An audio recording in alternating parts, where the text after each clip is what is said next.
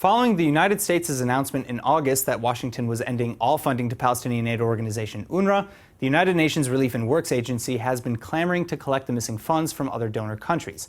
International outcry against the United States' callousness has erupted, with Palestinian schools remaining shuttered, UNRWA staff out of work, and millions of Palestinians across multiple countries now living in a state of limbo.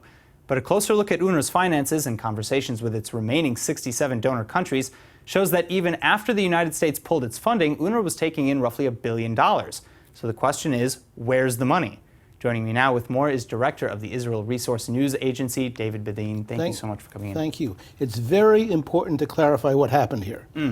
Last January, Trump cut $65 million from UNRWA. Half of that contribution for that. That's right. It amounted to 5% of the UNRWA budget. 65 million was 5%. That was it. Now, UNRWA then hired a public relations firm and spread around the whole world that the United States had chopped all the money, which they didn't do until August, and that UNRWA was bereft of funds. For the next 5 months, even now, UNRWA has been saying that the U.S. cut of funding has affected them to the extent that they can't have services. On June 25th, UNRWA conducted a press conference. We are bereft of funds.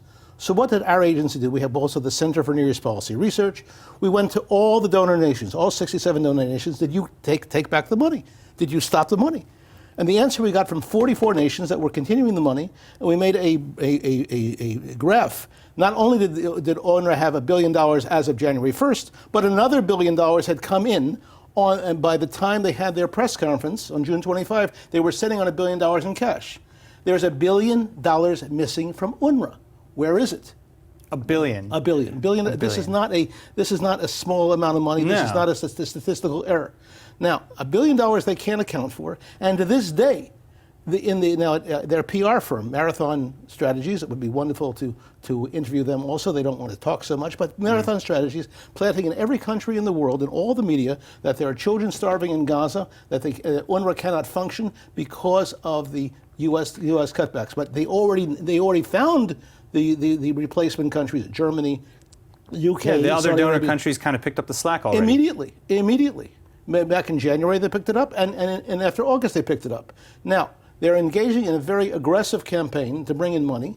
We have checked, our staff has checked, that yes, they're holding back salaries, they're holding back money. So what they say about the crisis that, the crisis that has resulted of UNRWA being bereft of funds is real, but except they're not bereft of funds. They're not bereft of funds at all. All the donor nations are saying we are giving the money as increasing the money, and the nations that are increasing the money are having a session at the United Nations on Thursday evening to discuss this. Now, what's important to understand, this has nothing to do with the U.S. Lack of funds, and it has nothing to do with any big the cutback in August. It has everything to do with lack of transparency, with lack of accountability of UNRWA funds, and the time has come for the donor nations to ask for that accountability. Incidentally, the people in Gaza are not stupid. They understand that there's something going on here. Well, and so there's the big question, too, is you spoke to 67 other countries, 44 of which, it sounds, responded. Responded, yes. Right. So of the 44 countries, I read in the article that you wrote, and you said, these are not dummies. They're not stupid. So why are they allowing this campaign, this PR campaign from UNRWA to continue publicly without saying anything? This has been a tradition of not challenging UNRWA, not challenging UNRWA credibility, not challenging UNRWA accountability, and not asking for the books, not asking to see what happened. The medical services being cut, we know from 34 nations giving the medical services. We also know that there's other things going on that UNRWA does. We have reported for the last 12 years about the Al-Qutla clubs, the Hamas military training clubs with weapons, with live weapons, which are being supplied to the kids in UNRWA facilities. We've shown it, we've proven it, we've had this, and all the donor countries have acknowledged that they know about it, but this is not being challenged. And I don't know of any of my fellow reporters challenging. So we are challenging it. We're asking. We've met Where's with that $1 billion? Well, it's $1 billion which is missing. UNRWA can't account for it, except to say it's because of the United States 5% cut back then in January, and the 33% cut of UNRWA funds in August. So there's something wrong. There's something rotten in UNRWA. There's something that has to be questioned. And I want to say I'm also a social work professional.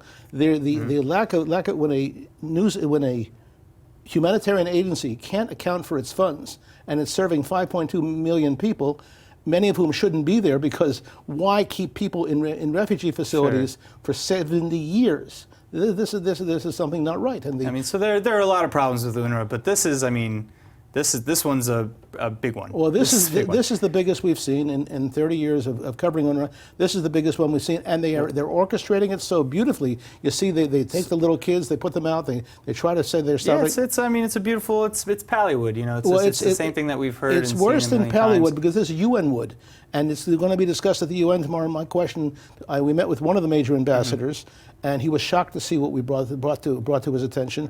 My question is: will the other ambassadors, who of the other donor nations that are going to be discussing this at the UN, will they ask these questions? Well, they have their time, they have their moment right now at the UNGA in New York, and hopefully they will. I hope that you keep us, abreast of the situation. Well, you can look at our website, IsraelBehindTheNews.com. We have there the list of the donor nations. We have our new films. It's all there in black of the military training, and we have our full reports on UNRWA Update. And UNRWA called us their greatest enemy. Okay, if we're the greatest public enemy, fine. All we're trying to do is put out the truth, put out issues having to do with accountability, transparency, and to wake up the world of journalism, to wake up the humanitarian world, and to wake up the world of social work to ask questions about this. All right, David Bedein, thank you very much for coming in.